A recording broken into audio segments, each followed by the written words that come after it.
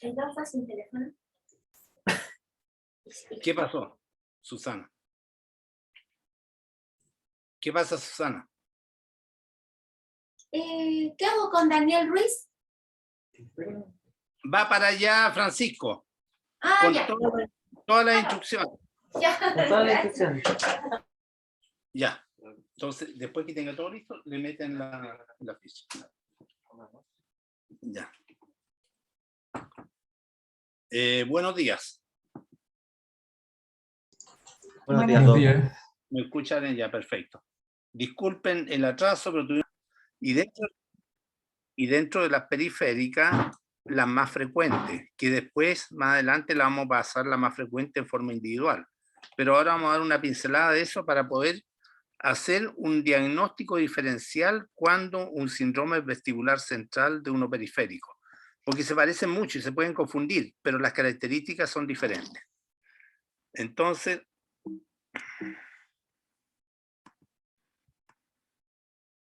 esto lo vieron ayer del reflejo vestíbulo-oculomotor. Lo importante es tener presente que nosotros trabajamos en equilibrio.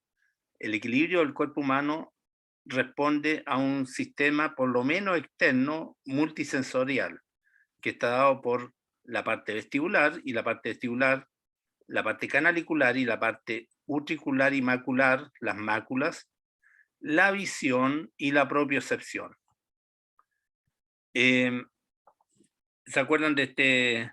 Esto es importante porque hoy día vamos a hablar del BOR, y el BOR, aquí tiene un ejemplo, vamos a ver otro más claro, no sé si se ve bien el internet, el movimiento de los ojos. Este paciente ya se lo mostré, hay un delay en la vuelta de los movimientos oculares al producirse el estímulo cefálico. Acuérdense que la cabeza rota para un lado y los ojos rotan para otro. Aquí movió a la derecha y está impecable. Impecable. Los ojos siguen mirando el punto central. Vuelven a la posición primaria de la mirada. Ahora va a ir en cámara lenta hacia la izquierda, que es el lado que tiene dañado. Este paciente tiene un daño vestibular periférico. Está como lento, ¿ah? Sí, como el computador pareciera para correr el... No, no corrió. No corrió.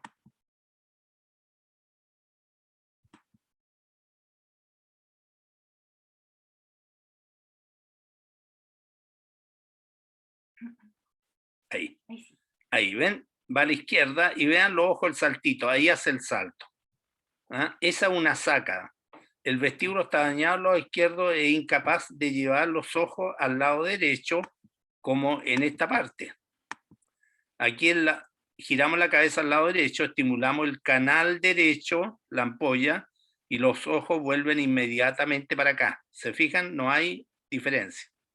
Pero sin embargo acá vamos a llevar los ojos, esto está en cámara lenta, al lado izquierdo, donde el vestíbulo izquierdo, que si estuviera normal haría lo mismo que el lado derecho, pero aquí está dañado.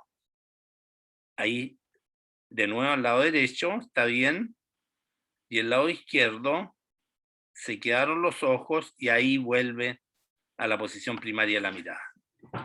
Eso es claro, esto corresponde en un 90 y tantos % a una lesión vestibular periférica. Y aquí ya empiezan un poco las disquisiciones sobre lo que es periférico central. Pero fundamentalmente esto es periférico.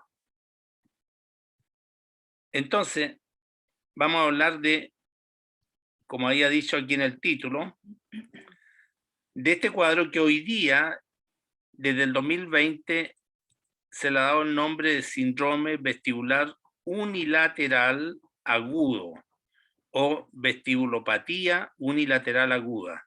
Y no se le pone periférico central porque puede haber confusión. Además, la parte periférica llega dentro del tronco y llega dentro del cerebelo, que anatómicamente eso es considerado como central, pero las vías primarias son periféricas. Esto partió hace más de 50 años atrás con el nombre de neuronitis vestibular, por si lo escuchan ahí. Está bien lejano esto, neuronitis vestibular. Después, con el advenimiento de la resonancia, porque esta era una lesión ubicada, este diagnóstico partió de un estudio anatomopatológico en pacientes que fallecieron y que habían tenido este cuadro. Y el ganglio de Scarpa, que es el ganglio de la primera neurona vestibular, estaba destruido y tenía inclusiones virales. Entonces, por eso que este cuadro también se dice que tiene un origen viral, estos cuadros de vértigos periféricos. Posteriormente, y el resto de los nervios lo encontraron normales. Posteriormente, con el advenimiento de la resonancia, se vio que no solo se tenía la zona del ganglio genicular, que está en el extremo lateral del conducto auditivo interno, donde parte el conducto auditivo interno desde afuera, sino que se tenía todo el nervio, junto con el ganglio, por eso que se le llamó después neuritis vestibular.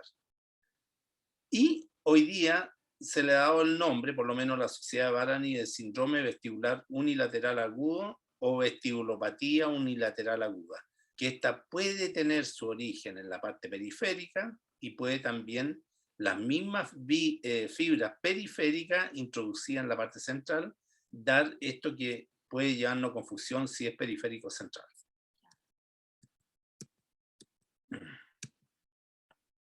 Entonces,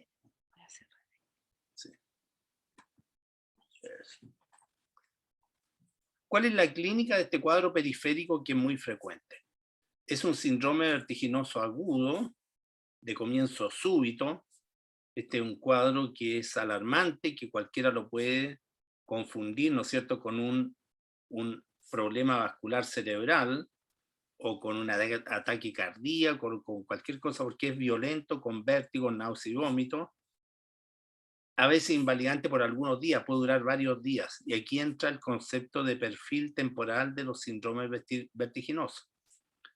Este es el más largo, que dura días, con compromiso neurovegetativo, náusea y vómito, sin causa conocida, aunque a veces escarbando un poquitito dentro de las posibilidades etiológicas está el hecho de haber tenido un cuadro gripal antes, por lo tanto estos cuadros son medio estivales, ¿eh? Se presentan más frecuentemente en la época de otoño-invierno, pero también puede encontrarse en primavera-verano.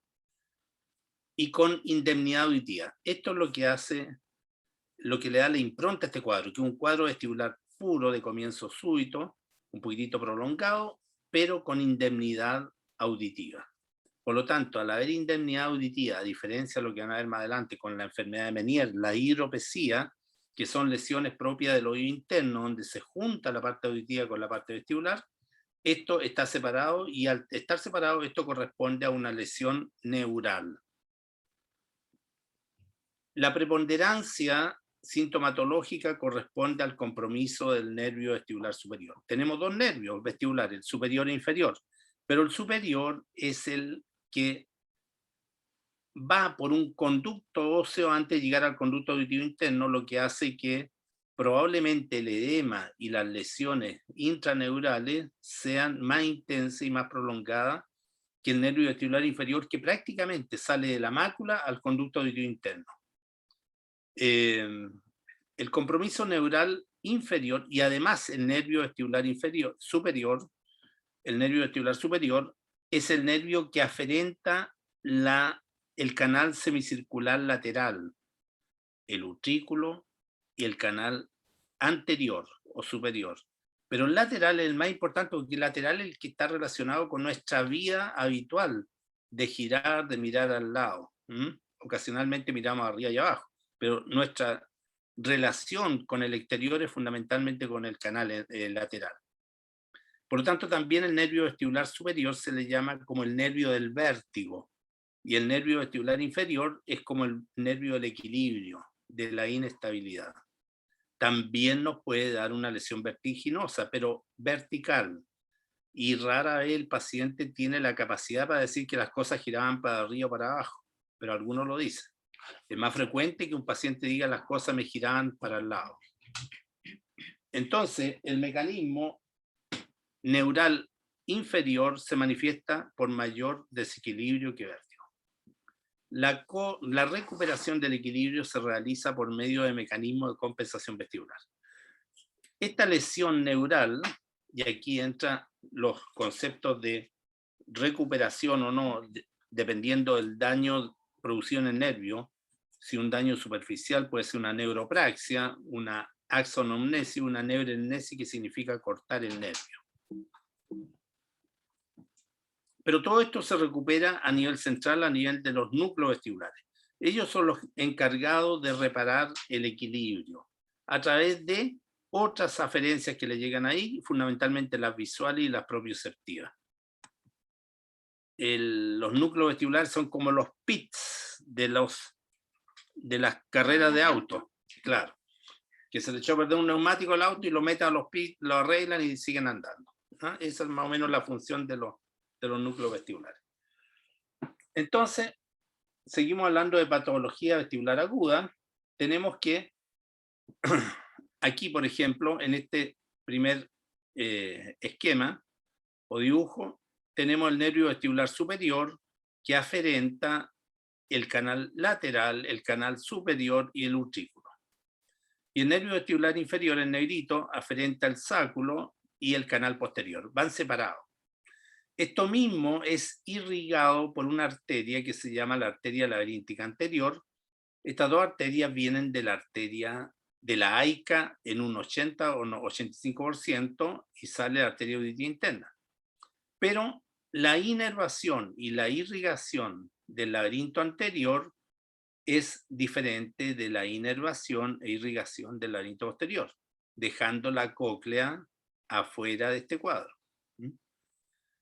Si yo tengo una desaferentación del nervio vestibular superior, como en el dibujo acá, voy a tener, y si esto es súbito, como una neuronitis vestibular, que es el cuadro que estamos viendo, o vestibulopatía unilateral aguda, voy a tener una falta de información de descarga que el laberinto, ambos laberintos tienen una descarga basal de un lado, y esto se manifiesta, aunque es un nervio sensorial, como una paresia, entre comillas. Paresia es un término motor.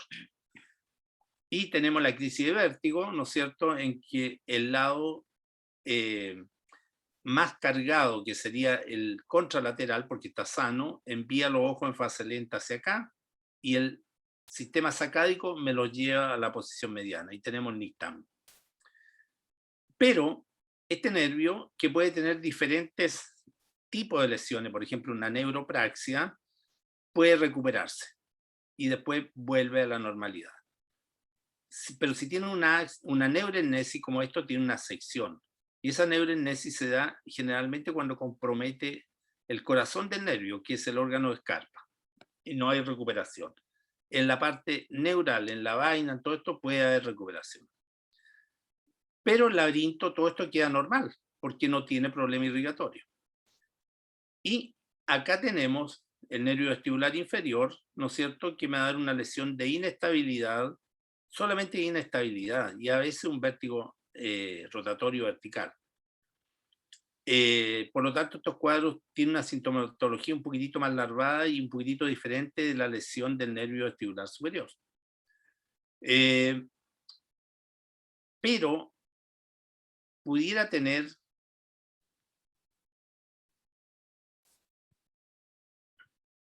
vamos a ver más adelante.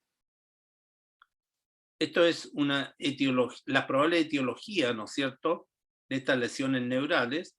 Y esto es muy antiguo, el año 1909, Rutin Nilen en el 1924, y esto es la doctora Dix y el doctor Holpay en el año 52 en Inglaterra, que describieron por primera vez en un paciente fallecido esta lesión a nivel del ganglio de Scarpa y le llamaron neuronitis, a diferencia de neuritis, que es todo el nervio, neuronitis vestibular.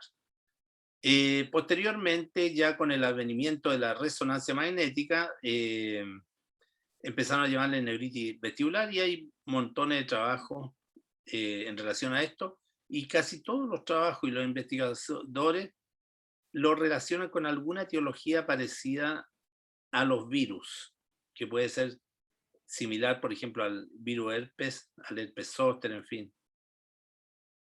Entonces, el síndrome vestibular agudo o vestibulopatía aguda unilateral, por un consenso de la sociedad Barani de hace un año atrás, el nombre de neuritis vestibular cambió a vestibulopatía unilateral aguda.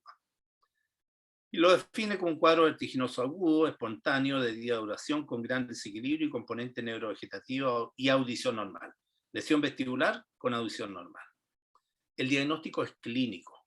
Es muy difícil hacer un diagnóstico por imagen de esto. El diagnóstico es clínico. ¿Y cómo lo hacemos? Por la presencia de un nistagmo espontáneo unidireccional periférico hacia el lado sano, lo que le decía. Acuérdense que el nistagmo se nombra la dirección por la fase rápida y que no es vestibular. Es una fase sacádica de reposición del ojo a la posición primaria de la mirada. Entonces tenemos nistagmo espontáneo, crisis, ¿no es cierto?, anamnésticamente crisis intensa, de días, no de horas ni de segundo. Acuérdense del perfil temporal, la crisis de segundo, vértigo posicional. La crisis de hora, enfermedad de Meniere, hidropesía. Y la crisis de día, entramos en estos cuadros. Vestibulopatía unilateral aguda. Entonces, nistagmo de dirección unidireccional periférico hacia el lado sano, saca de refijación de la mirada a través del test del impulso cefálico, que ya lo vimos al principio, y ahí le llamamos que tiene un hit positivo. El hit positivo, ¿eh? Cuando tiene la saca. O sea, esta prueba se hace positiva cuando es evidente. Cuando yo muevo la cabeza arrastra mis ojos, pero inmediatamente un vestíbulo, un laberinto sano me trae los ojos a la posición primaria. Aquí no me lo va a traer porque está enfermo y el sistema sacádico le dice, vuélvanse para acá. Y ese es el delay. Entonces un hit positivo en este caso. Y el concepto de alineación ocular, que lo vemos a través del test de Coher-Coher, que es generalmente negativo, generalmente, pero puede ser positivo, porque si el daño es muy intenso en la zona macular, vamos a tener un descenso del ojo ipsilateral. La acumetría es normal y simétrica. ¿Y qué le llamamos acumetría? Porque estamos hablando de diagnóstico clínico, no de laboratorio. El laboratorio sería la audiometría. La acumetría consiste en meterle un dedo en un oído y moverlo. Al moverlo produce un ruido que es enmascarador de ese oído y le empiezo a hablar al paciente con frase o palabra que me repita cada vez más bajo. Y ahí puedo yo inferir que el paciente en realidad no tiene problema auditivo y lo hago comparativo con el otro lado. Lo envío a audiometría y tengo ya una prueba objetiva de que tampoco objetiva, la audiometría no es objetiva, la audiometría es subjetiva. Depende de la buena voluntad y de la destreza del examinador para ver si el paciente está simulando una sordera. Pero ayuda mucho más que la otra. Entonces, esto, para repasar un poquitito, los síndromes vertiginosos periféricos, le llamamos, tenemos las crisis episódicas, que son gatilladas o espontáneas, las episódicas, son episodios. Cuando tenemos una crisis gatillada, y la más frecuente, es el vértigo posicional paroxístico benigno, que no dura más allá de un minuto. Puede ser repetitivo, pero son cortitos y son intensos. Generalmente se produce al levantarse en la mañana o después de un TEC, por un mecanismo de otoconias libres en los canales donde no deben existir. Ahí los canales no tienen otoconia. El utrículo, las máculas tienen otoconia. Cuando llegan la otoconia a los canales, se transforman estos canales, que son sensores de aceleración rotacional, en sensores de aceleración gravitacional. Y por eso es que son posicionales. Al agacharse, actúan como, igual que las máculas. Están enfermas. Pero el canal está enfermo momentáneamente porque recibe la otoconia. La enfermedad partió de donde salieron las otoconias. Episódico, espontáneo, que no necesitan gatillamiento, pero son episódicos, está la enfermedad de Meniere y la migraña vestibular. Primo, hermano y casi hermano mellizo. Aquí la sintomatología es muy parecida a una enfermedad de Meniere, a una migraña, pero la migraña tiene la cefalea. Y estas son crisis de hora, perfil temporal. Y crisis de día, tenemos lo que estamos hablando hoy día, la lesión vestibular aguda unilateral o neuritis vestibular o neuronitis para los más antiguos. Esto dura ya puede durar una semana de vértigo, generalmente 3-4 días. Estas cosas tienen reparación, como lo dijimos antes. Y cuando esta reparación es anormal, a veces no dirigida, nos pasamos a los cuadros crónicos. Pero este cuadro crónico no es un cuadro que el paciente esté crónicamente con vértigo, sino que más bien desequilibrio crónico. Y aquí tenemos cuadros como la vestibulopatía bilateral y el mareo perceptual persistente permanente, el MPPP. Después vamos a hablar por qué se produce eso. Volvemos al cuadro que estamos hablando, la vestibulopatía unilateral aguda. La evolución clínica es esta, que puede durar días, 4 o 5 días, lo normal, pero se puede prolongar y transformar también en una lesión crónica por desadaptación del sistema de recuperación vestibular central. Esto siempre lo muestro porque es lo que hoy día tenemos. Estos son trabajos hechos por el profesor Kingman, que ya le mostré en él, que ha trabajado más sobre todo en la parte física de la estimulación de los canales y de las máculas, el que hizo la modelización de la respuesta del canal lateral con las respuestas visuales, con las respuestas maculares, que es el primer gráfico que mostré. Y esto es una tinción de los nervios, cómo llegan los nervios a las máculas, a las máculas, que es más o menos muy parecido a esto, aquí. Y cómo llega, por ejemplo, el nervio coclear a la cóclea y cómo las fibras se desenvuelven y van ocupando diferentes lugares en la espira de la cóclea. Un trabajo muy bonito. Y esto es de anatomía patológica. Así se estudió el oído y se estudia hasta el día de hoy en los grandes centros, donde todavía se pueden rescatar los huesos temporales y hacer un estudio de ellos, los pacientes que fallecen. No podemos hacer biopsia en pacientes para saber qué es lo que tiene dentro del oído, porque nosotros violentamos el oído interno y se muere el oído, se acaba. Entonces, esta es una paciente, la historia de un paciente que tuvo un cuadro de neuritis vestibular o de neuronitis vestibular como 12 años antes, y este paciente parece que era un chofer o tuvo un accidente de tránsito y llega al Massachusetts Eye Infirmary, donde trabajaba el doctor Schurner, y este paciente llegó muy grave. Mirando la ficha, vio que tenía los antecedentes clínicos y de apoyo de laboratorio de haber tenido esta lesión vestibular. Son muy ordenados los gringos. Y el paciente fallece y le saca los 2 huesos temporales y lo estudia. Y ahí recién, 2 años después, él se da cuenta de lo que había pasado. Y aquí vemos que este es el conducto, lo que le decía yo, del nervio vestibular anterior o superior. Estas son espículas óseas y está vacío este conducto, no hay fibras nerviosas. Esta es la neuronitis vestibular. Y la lesión del nervio llevó aparejado una destrucción externa del órgano de la célula ciliada que tapizaban esta cresta vestibular. Aquí hay una atrofia. Compárenlo con el hueso del mismo lado del paciente, en que el conducto está lleno del lado contrario, el izquierdo, está lleno de fibras nerviosas, porque este hueso debe tener unas 5 horas por mortem fijado, y la cúpula, vean la diferencia de esto entre la atrofia, aquí una cúpula normal con la célula ciliada. Entonces, las lesiones, y aquí hay neuropediatra escuchándome, las lesiones de nervio degeneran el órgano periférico. Pero las lesiones de órgano periférico, por ejemplo, las sorderas profundas no degeneran el nervio está tranquilito ahí. Y esta es la base para colocar implantes cocleares, lo que se usa hoy día. El implante coclear se coloca en un paciente o en un niño menor de 2 años, lo ideal, que uno tenga la seguridad que está sordo. Lo que no sabe es si este nervio también está o no, pero la mayoría de las afecciones son de tipo órgano periférico, de del receptor.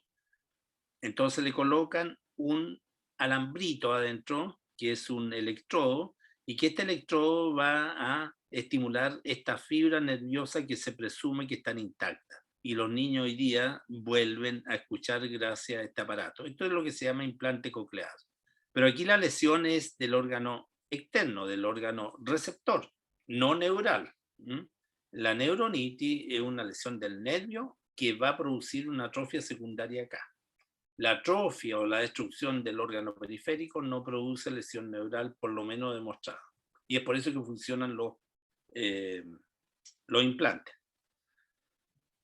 El protocolo HINS, este es un acrónimo inglés que significa Head Impulse, Nistagmo y Torsional Skew. Entonces, tenemos el Head Impulse, que ya lo hemos visto hasta el cansancio, ¿no es cierto? Que en los cuadros periféricos el Head Impulse es positivo. ¿Por qué? Porque el laberinto enfermo no me puede traer en el reflejo vestíbulo oculomotor el ojo a la posición primaria y me lo trae una saca, que es mucho más lenta porque es el tiempo en producir esa saca, como lo vimos en el primer gráfico, es 7 u 8 veces más que el reflejo vestíbulo oculomotor, que dura 7 segundos. Ya. Tenemos entonces el Head Impulse, tenemos el nistagmo espontáneo, que esto es importante porque este cuadro se traslapa con los cuadros centrales, el nistagmo espontáneo, y el T de la desalineación de la mirada horizontal. Y con audición normal, porque este es un problema neural.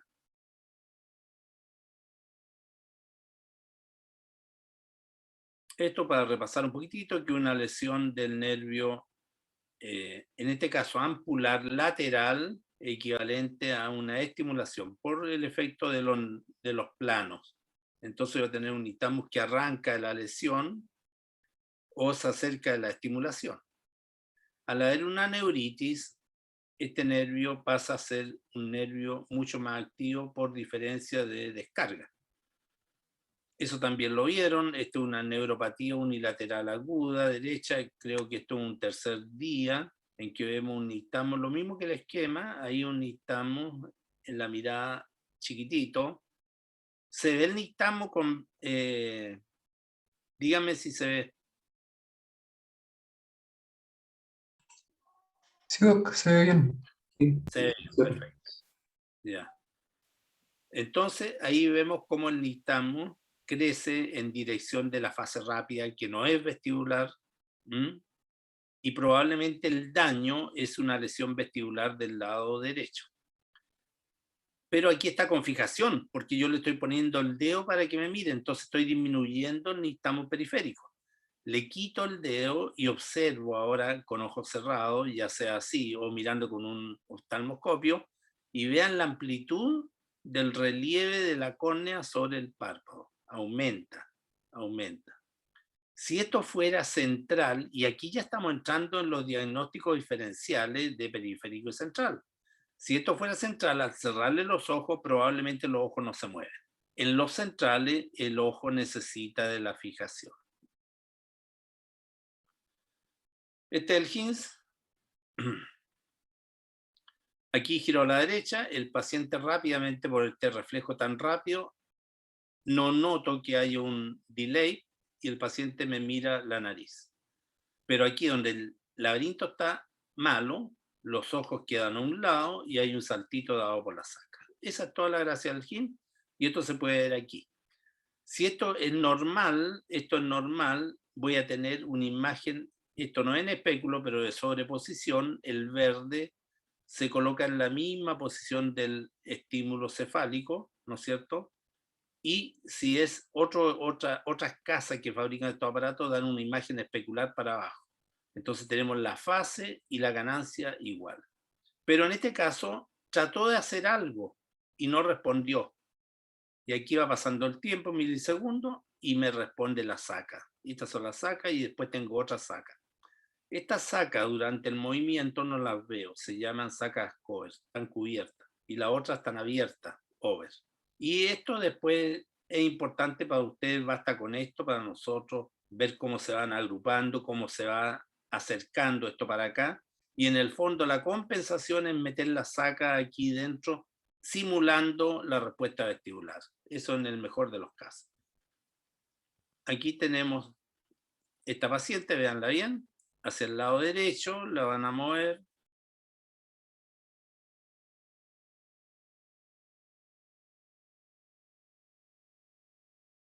Parece que no la vamos a mover. No Está está parada. está parada. Ahí. Ahí, se fijan los ojos a la derecha, prácticamente no. Vean ahí está el saltito. ¿Mm? ¿Ven? Ese es el salto. Eso hay que acostumbrarse, hay que acostumbrar a meter en el Brian, en el brain, esto para buscarlo. ¿Mm? Para buscarlo.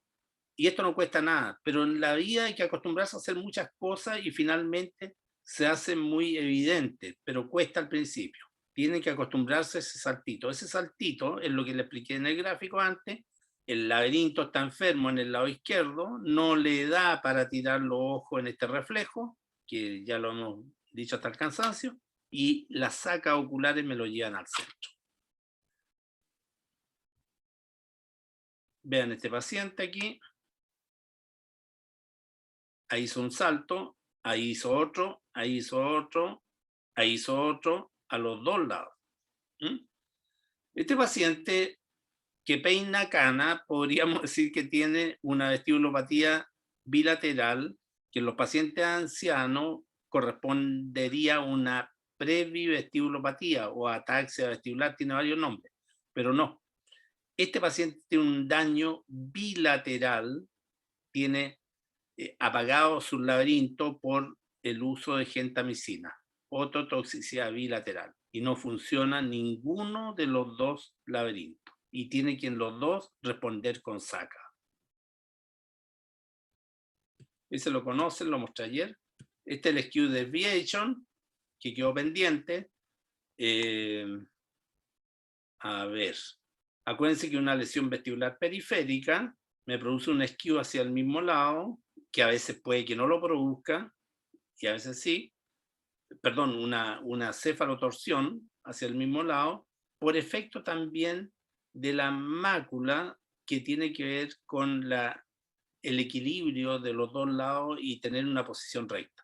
Esto nos lleva incluso a un test que se llama el test de la vertical subjetiva de la mirada, también a ladear esta vertical en forma patológica más allá de 2 grados hacia el lado de la lesión. Y cuando esto es, aquí se produce una hipotropia del lado afectado, y que lo podemos objetivar clínicamente con el Cohen-Cohen, con el Cohen-Cohen. Y cuando es contralateral, es ya producido por la misma vía, pero por la decusación de la vía a nivel del tronco. Entonces veamos el skew, que es otro elemento que hay que buscarlo. Esto no cuesta nada en la consulta. Lo único que uno tiene que tener el hábito de tener una manera de examinar al paciente en forma ordenada.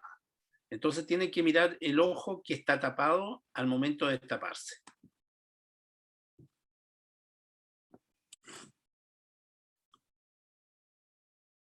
Este paciente tiene un nistagmo a la izquierda, chiquitito, ¿se fijan?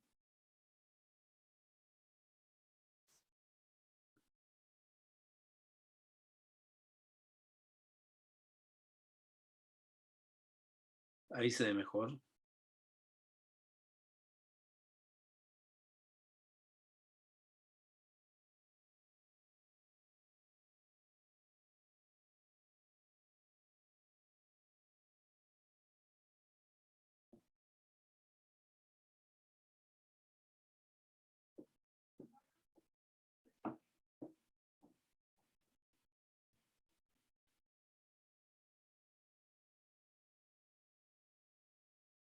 Entonces tiene probablemente un daño a este lado. Vamos a ver qué pasa con el skew.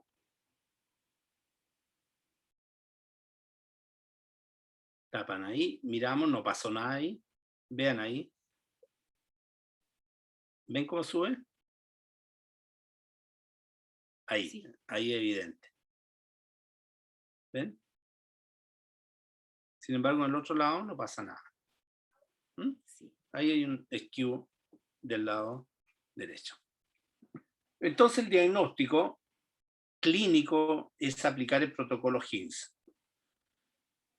Cuando tenemos esto ya podemos partir con pruebas de laboratorio, pero lo importante es saber qué vamos a obtener con las pruebas de laboratorio otoneurológico. Las pruebas calóricas conocidas por todos ustedes, ¿ah? Estaría contraindicada si hay un nistagmo espontáneo. ¿Ah? Pero me mostraría un nistagmo espontáneo latente. Y también en la compensación vestibular estaría presente, como vamos a ver más adelante en otro paciente. El VIGIT, que ya hemos hablado, me muestra un estudio de la ganancia de los canales semicirculares. Si lo muevo a un lado, la ganancia debe ser 100% hacia el otro lado. Estudio de las sácadas, y también me muestra la compensación, el VIGIT, la compensación. Igual que las pruebas vestibulares también me muestran que el paciente está compensado. Pero a diferencia de las pruebas calóricas es un estudio hecho a baja frecuencia.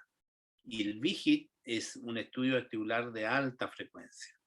Como le dije que el sistema vestibular es un sistema frecuencial, no me basta ni uno ni el otro. Ojalá pudiera hacerle los dos y otros más.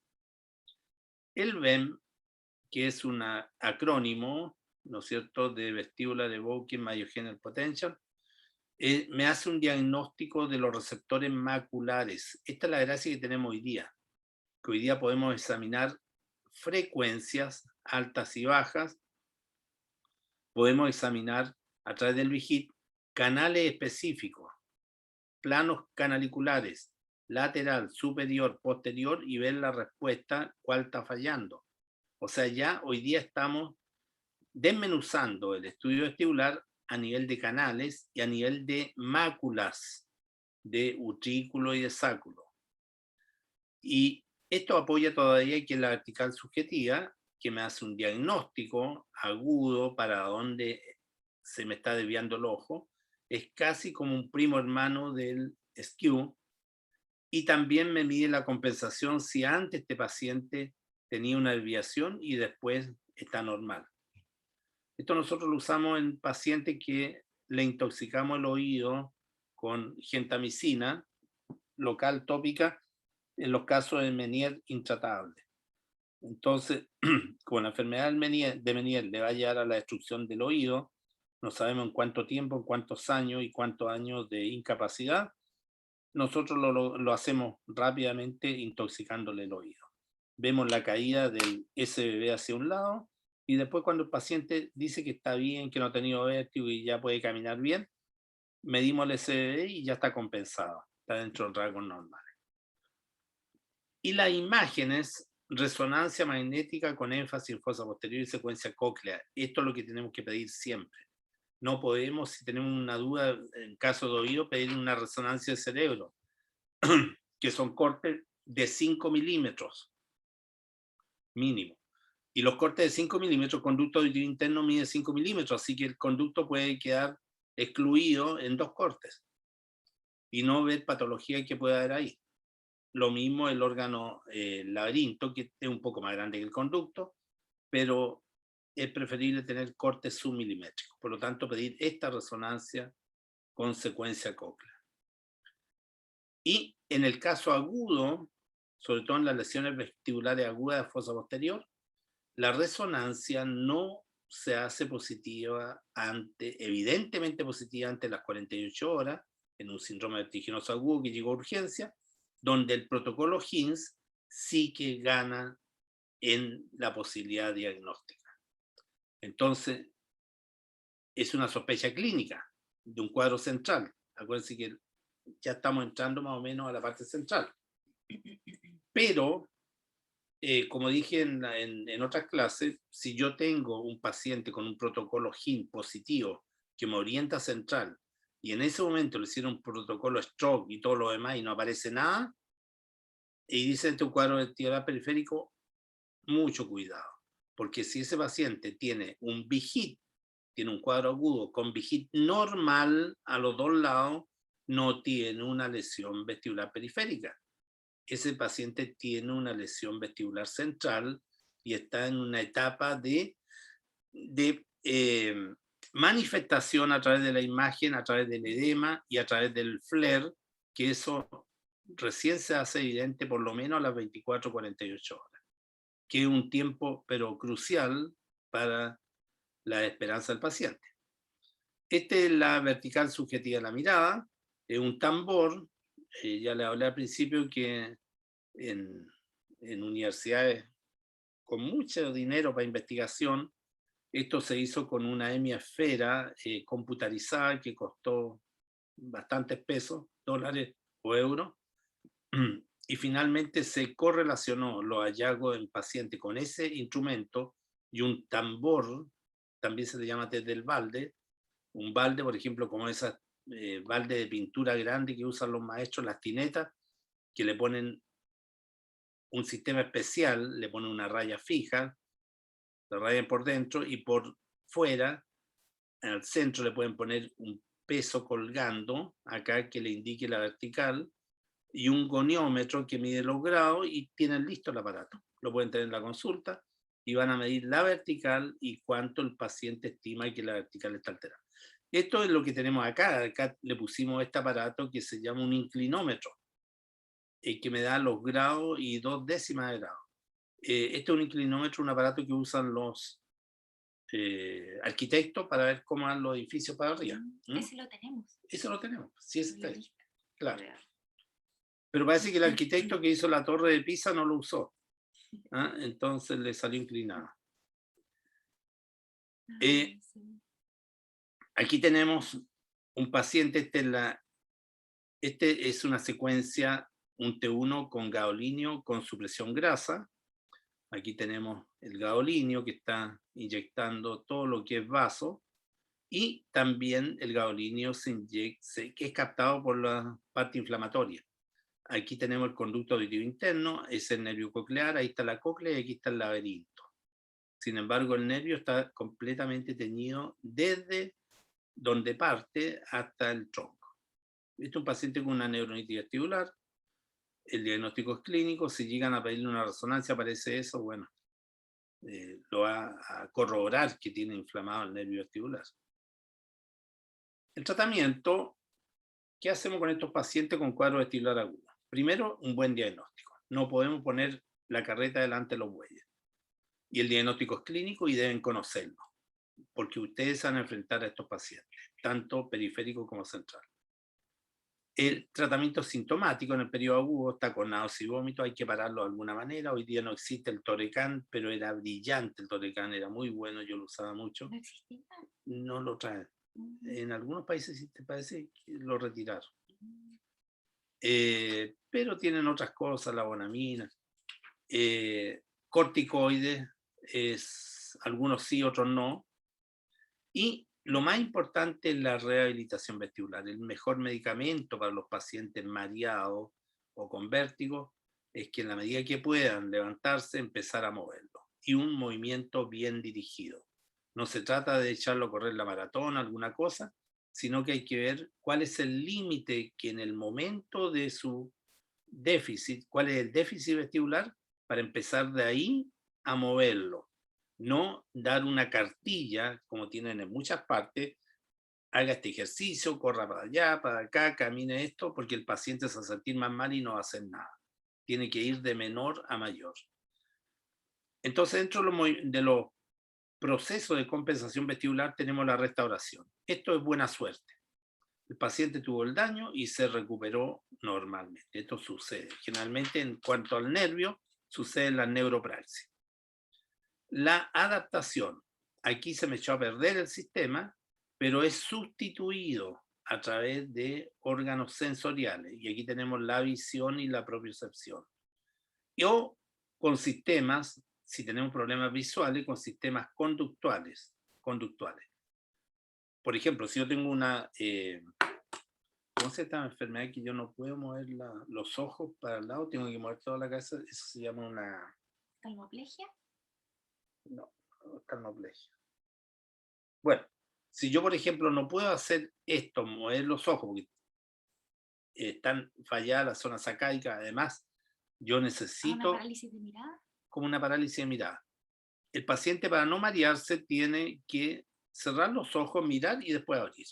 ¿Mm? Y girar la cabeza así. Porque si hace esto, se va a marear. ¿Mm? Todas esas cosas que lo saben la gente que sabe hacer estas cosas, que son los kinesiólogos que se dedican a la parte vestibular. Sustitución. Y finalmente la habituación. La habituación es la supresión de la respuesta. Esto es, por ejemplo, cuando una respuesta es anómala y no tengo cómo ayudarlo, le doy, es como los gatos porfiados, lo boto, hasta suspender la respuesta. ¿Mm? Esto es más o menos un esquema de lo que pasa en la parte vestibular. Aquí tenemos las aferencias periférica, visión, esquelética, propiocepción, laberíntica, y yo le he agregado a esta pieza, a esta patita, el sistema cardiovascular, neurológico, endocrino y también psicológico, porque algo tienen que ver, pero en realidad los tres más importantes, visión, propiocepción y laberinto. Esta pata es el nervio vestibular, este es el laberinto periférico. Esto se va a quebrar, una neuritis vestibular, y empieza el nistagmus. Ahí se quebró y empezó el nistagmus con fase rápida. Y si el cerebro, el tronco, se queda aquí, porque aquí en la compensación termina cayéndose. Entonces, para no caerse, se va corriendo y ya no tengo nistagmus, tengo un mareíto y finalmente se compensó. ¿Mm? Y ahí se compensó. De esto, hay mucha investigación sobre esto. Aquí tenemos los órganos vestibulares periféricos que descargan un código de barra a los núcleos vestibulares. Los núcleos vestibulares entre ellos se repelen en una persona normal, no se entienden, son malos vecinos, no se ayudan, no tienen por qué ayudarse porque cada uno está igual. Y este sistema a su vez viene la parte visual por la oliva inferior, a través de las fibras trepadoras, llegan al flóculo, paraflóculo, también al vermis, y de aquí va el cerebelo negativo. Va a inhibir los núcleos vestibulares.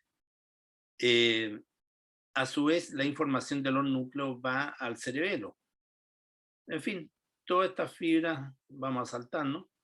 Pero ¿qué pasa cuando se produce una desaferencia, una desaferentación vestibular periférica? Se trastorna todo este sistema. Y la desaferentación vestibular súbita va a echar a andar procesos como sinápticos. Van a haber cambios electrolíticos. Lo que antes era inhibitorio se transforma en estimulatorio. Esto está demostrado en experimentos en perros. Cambian los neurotransmisores. Entonces, el neurotransmisor que era inhibitorio ahora se transforma en estimulatorio, es decir, este núcleo vestibular que quedó sobrecargado con respecto a esto y me da el nistagmus, ¿no es cierto? Le va a ayudar a cargarse a este núcleo. Pero a su vez este núcleo tiene células propias que también ayudan a cargarse. Todos ayudan a esto. Esto que antes inhibía va a inhibir menos y va a mejorar este núcleo vestibular. Tenemos la sinaptogénesis, que son nuevos circuitos neuronales, está descrito por lo menos en animales. ¿Ah? Hay migración neuronal.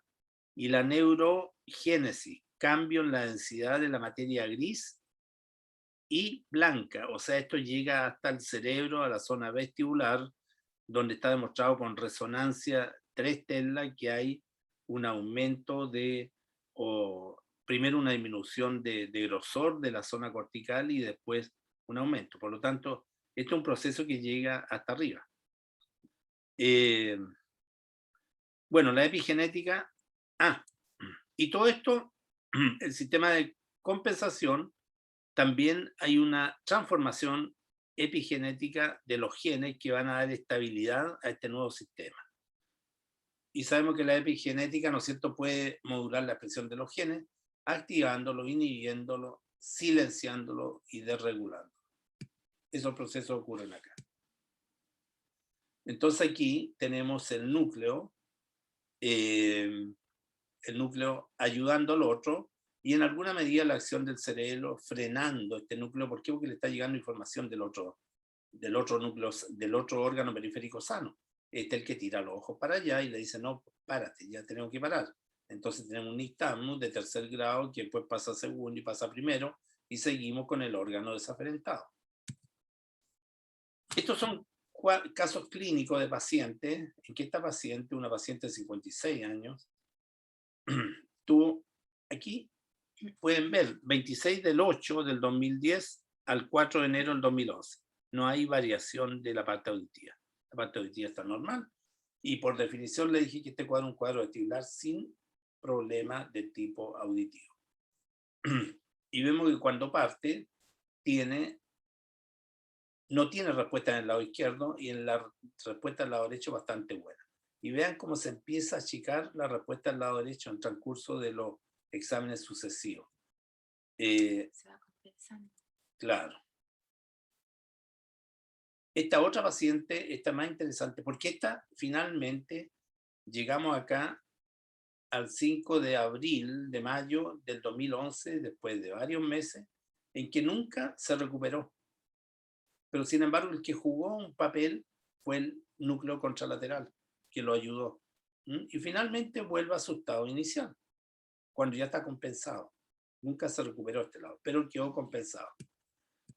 Entonces, esta otra paciente de 47 años, que fue operada de una miomatosis uterina, y inmediatamente después de la operación empezó con una crisis de vértigo violenta.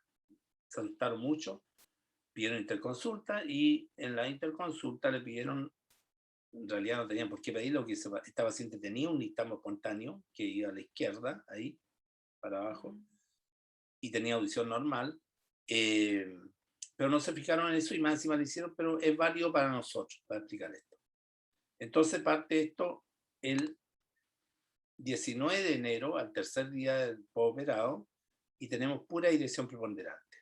No sabemos aquí para qué lado va. Probablemente el nistagmo espontáneo va para la izquierda, porque tiene pura dirección. Todas las batidas van a la izquierda. Después se empiezan a achicar las batidas. Aquí están actuando ya los procesos de compensación. Aquí si la paciente nos llega el 28 de abril y le hacemos un examen de octavo par, no sabemos qué es lo que tiene. Incluso podría este lado estar mejor el lado derecho que acá. Pero finalmente cuando termina el 7 de julio ya tenemos la expresión vestibular de una recuperación del lado izquierdo. Fíjense lo que hizo el lado izquierdo. Casi desapareció, ayudando al otro. Y el otro quedó con una paresia, respuesta a medio camino. O sea, quedó con un daño parcial vestibular. Pero aquí está el juego de los núcleos vestibulares. ¿Cómo se compensa? ¿Están cansados ya? Y la compensación también la podemos. Esa es una compensación a baja frecuencia, y esta alta frecuencia. Este es un paciente que tiene una lesión vestibular aguda, ¿no es cierto?, con muchas sacas over acá, con una respuesta vestibular muy chiquitita con respecto a la estimulación cefálica, y la respuesta sigue ahí, y la saca, vean la distancia acá, se van metiendo, y finalmente la saca hace las veces la parte vestibular, ahí. Y a veces sobrepasan, como acá, lo adelanta. Ya, diagnóstico diferencial de los síndromes periféricos con los... A ver, de lo que estamos hablando, tenemos los diagnósticos diferenciales, se pueden hacer con síndrome de obstrucción de la arteria laberíntica anterior y con la enfermedad de Meniere en etapa 1, que es la etapa vestibular. De eso hay creo que, no sé si yo mismo le voy a hablar de enfermedad de Meniere, pero la enfermedad de Meniere, descrita por Próspero Meniere, un francés, descrita en París en el año 1860, lo describe como lo que ustedes conocen, la tríada de hipoacusia, tinnitus y vértigo, pero el Meniere no parte así. El Meniere parte monosintomático, o parte con un síndrome de sordera súbita, de repente se le tapa el oído, y al tiempo después empieza con la tapada de oído y vértigo, o empieza con un vértigo, igual que esto, sin problema auditivo. Entonces ahí se nos produce el problema de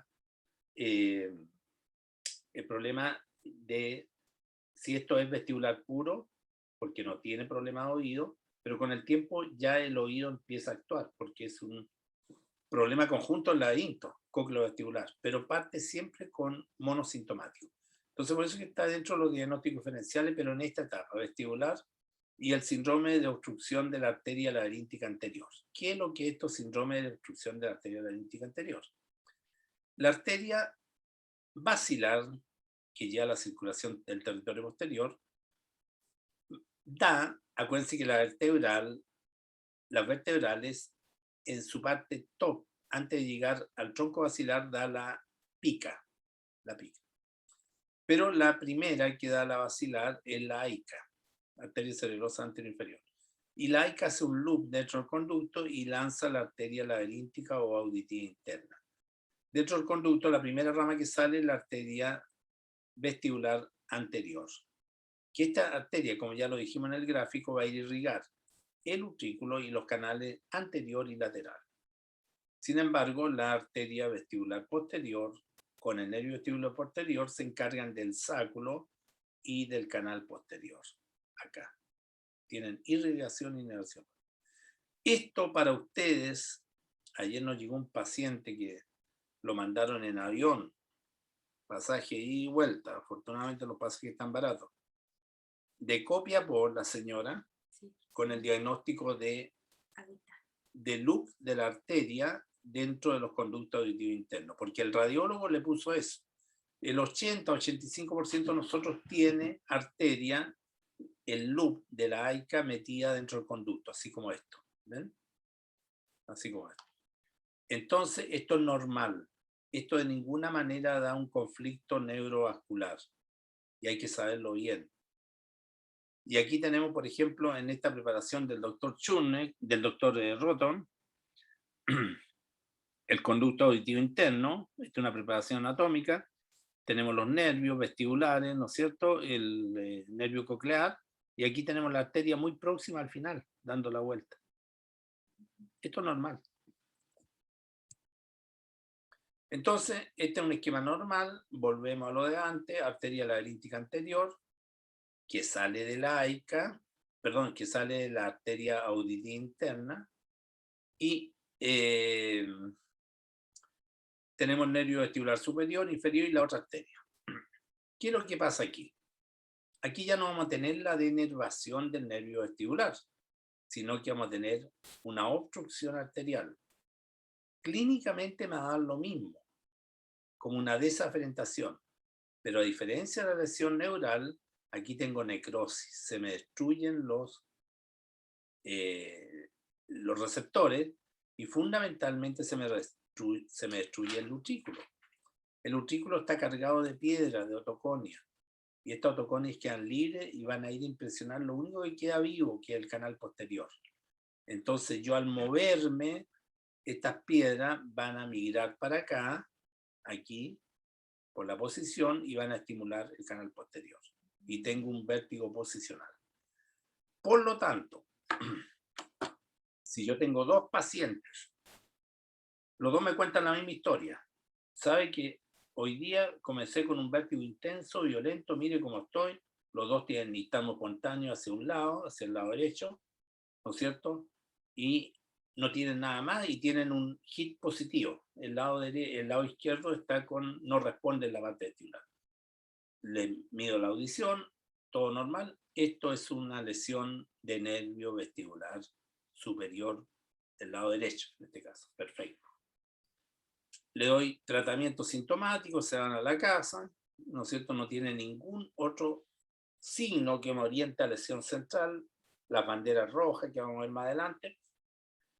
Y vuelven los pacientes al mes después. Uno me dice, estoy normal, estoy bien, muy bien.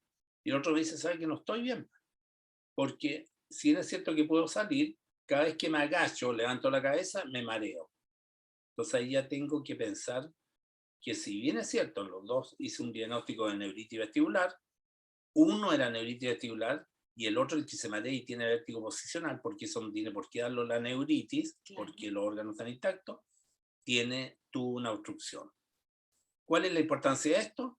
Que este paciente que tuvo una neuritis vestibular con vértigo posicional posterior tiene una patología vascular y el próximo accidente vascular va a ser en una arteria un poquitito más elocuente a nivel del cerebro. Entonces este es un paciente, el otro un paciente que hay que observarlo y este paciente hay que enviarlo al neurólogo que entienda de esto o al cardiólogo para que hagan tratamiento preventivo, vean cómo están los índices de colesterol y todo lo demás. porque este paciente va a ir a hacer otro accidente vascular.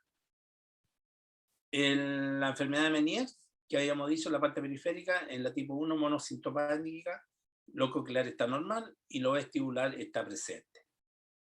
Estos son los indicadores de la enfermedad de Meniere, pero a diferencia de los otros, es que estas son crisis de perfil temporal horario, de horas. Entonces, aquí hay un resumen. El 75% de las lesiones son periféricas y la mayoría son neuritis vestibular o accidente vascular larítico, como el que acabamos de nombrar. El 25% son centrales, por lo tanto de 3, de 4, una puede ser central. ¿Y a qué se deben esto? Accidentes isquémicos o algunas cosas que no son accidentes isquémicos, como enfermedades desmielinizantes de mielina central.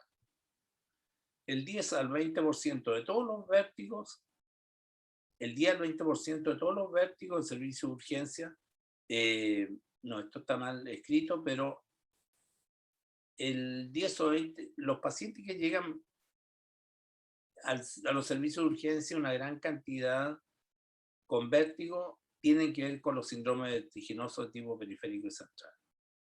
El 80 al 90% de todos los accidentes vasculares me producen también un vértigo, sobre todo cuando es del fosa posterior. El 80% sin focalización neurológica, no tienen, pero podemos tener esta bandera roja que son la ataxia, la disartria, la disfagia y el drop attack. El 15 al 20% de los accidentes vasculares solo con vértigo, sin otros síntomas. Y la hipoacusia asociada incrementa el riesgo de accidente vascular por compromiso laica. La pica no me produce casi problemas auditivos.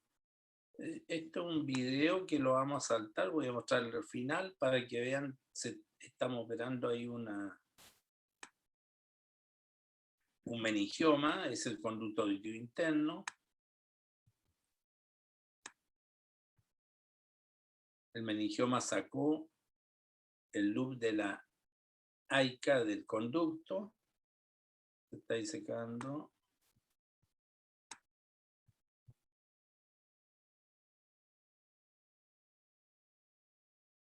Esto es primera y última vez que lo van a ver.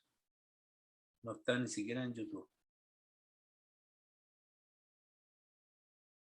Bueno, ya se amplió ya, ofrece el conducto, todo, para que tenga una buena entrada el neurocirujano. El neurocirujano está sacando esto, está sacando el meningioma. Y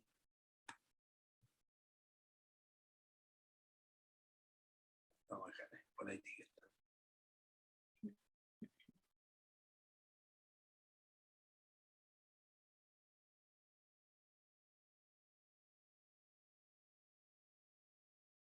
Voy a tener que acortar esto para mostrar lo único que interesa al pequeño maestro es que, cómo se saca el tumor.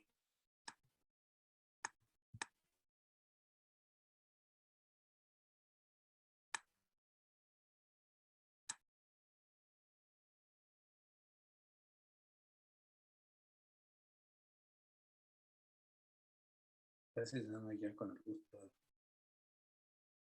Esta era tan lenta.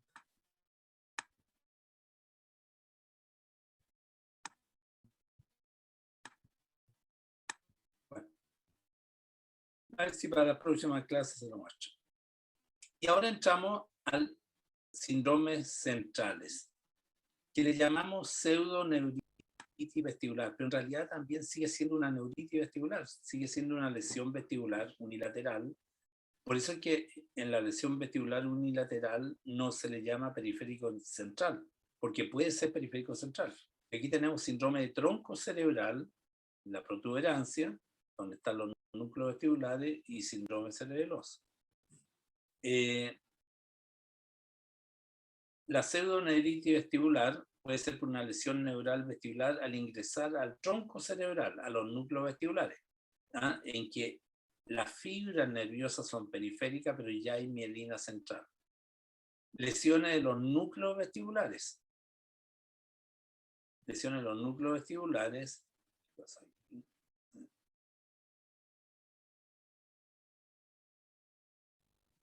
causas vasculares, si es alta, toma la arteria cerebelosa anterior inferior. Si es baja, la posterior inferior, la pica.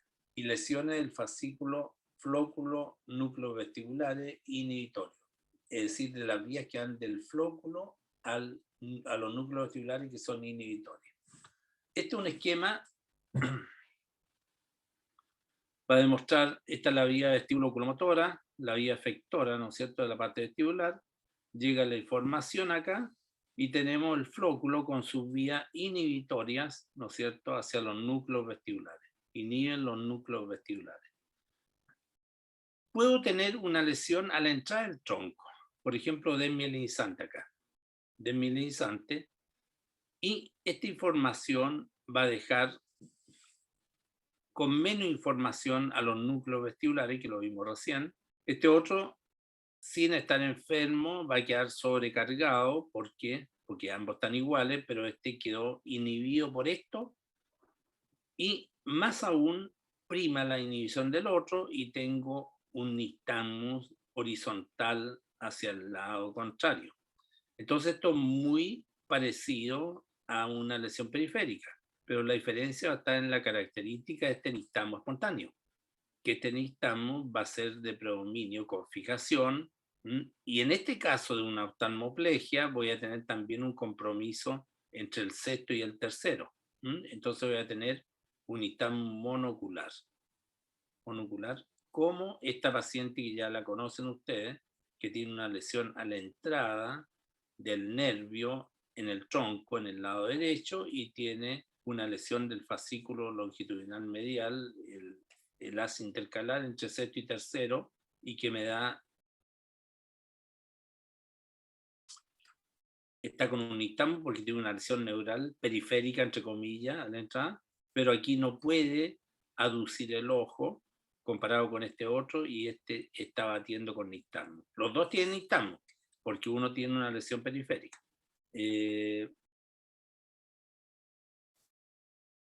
Este paciente, no sé si se acuerdan, debo habérselo mostrado, es un paciente que está mirando al centro. Este es un nistagmus de mirada, le estoy diciendo míreme el dedo, y está batiendo hacia la izquierda, hacia la derecha. Lo hago mirar a la derecha y no aumenta, es unidireccional, unidireccional. Estas son las cosas que hay que tener presentes, porque si fuera periférico esto aumentaría. Ahí le quité la fijación, está mirando al frente, pero está mirando a cualquier parte y no tiene nistagmus. En el periférico, probablemente sucedería lo mismo, pero el paciente con una lesión periférica debe fijar para disminuir el nistagmus. Aquí no. Aquí está mirando al frente y no tiene nistagmus. Sin embargo, le pongo el dedo de nuevo y empieza a aparecer el nistagmus. Esas cosas tan sutiles, en un nistagmus unidireccional, que cualquiera dice que es periférico, el paciente tiene un nistagmus central, producto en este caso un neurinoma. Y como les decía antes, las lesiones vasculares altas me pueden comprometer también. Una lesión de la AICA me puede comprometer fundamentalmente vértigo y también la parte auditiva, porque en el 80-85% la arteria auditiva nace de la AICA. Pero la pica, que tiene una irrigación del laberinto un 7%, rara vez me produce lesión auditiva, pero sí gran ataxia, porque toma sobre todo los núcleos inferiores que tienen que ver con la bipedestación y la posición de pie. Eso ya lo vimos. Esto para que vean la diferencia de lo que les decía yo. Paciente que llega a urgencia, a las 4 horas no tenía nada, pero tenía una gran crisis de vértigo, y a las 48 horas recién en la resonancia aparece en la zona de los núcleos vestibulares una zona de lesión vascular. A las 48 horas, un seguimiento. 2 días de inicio de la lesión, algo se ve en la zona de los núcleos vestibulares, pero a los 5 días es mucho más intensa. Se hace mucho más intensa, y la clínica era sugerente a través del protocolo HINS de una lesión de tipo central. Conclusión: el diagnóstico de neuropatía vestibular aguda se obtiene con una anamnesis exhaustiva y dirigida hacia los trastornos vestibulares súbitos, tanto periféricos como centrales. El diagnóstico es clínico, siendo fundamental la aplicación del protocolo HINTS. Si este orienta a una lesión central, debe ser derivado de urgencia a neurólogo. Esto en un lenguaje muy vulgar decimos tirar el fierro caliente para el lado. Es decir, responsabilidades a quien corresponda, porque nosotros no tenemos nada que ver con la lesión central, salvo apoyar en el diagnóstico. Los exámenes de apoyo otoneurológico deben interpretarse en relación a la evolución del cuadro clínico. Tiempo transcurrido, teniendo presente el proceso de compensación vestibular de las variaciones de respuesta. Deben realizarse los controles otoneurológicos por el médico, que el médico estime necesario para evaluación y adecuación de la terapia, compensación vestibular. Los estudios radiológicos son excepcionales en relación a síndromes periféricos.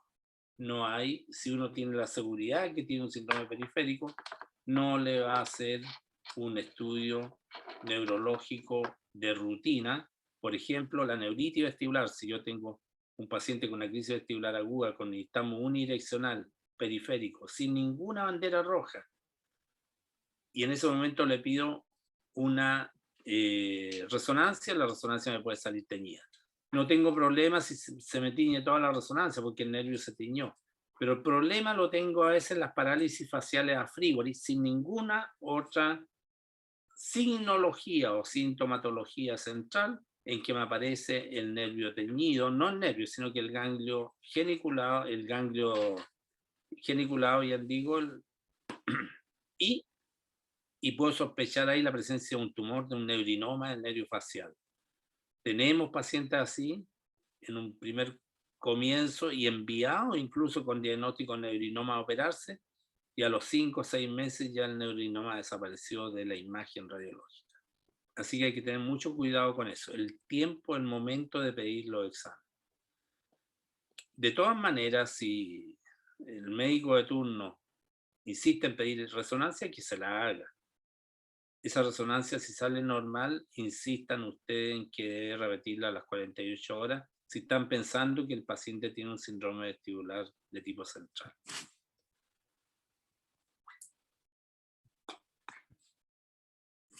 Y por ahí estaríamos.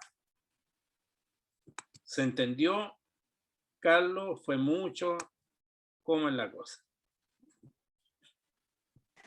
No, sí se entendió, Doc, bastante bien, de hecho. Había leído un poco de estas cosas en el manual de otorrino y en los apuntes que tenía de pregrado, pero acá me quedó mucho más claro, la verdad. Qué bueno. Y más de todas maneras, este curso vamos a ir repitiendo cositas, porque a la medida que repitamos se mete más todavía en la motoneurona. Hay que cuidar la motoneurona. ¿Alguien más quiere hacer preguntas o nos vamos?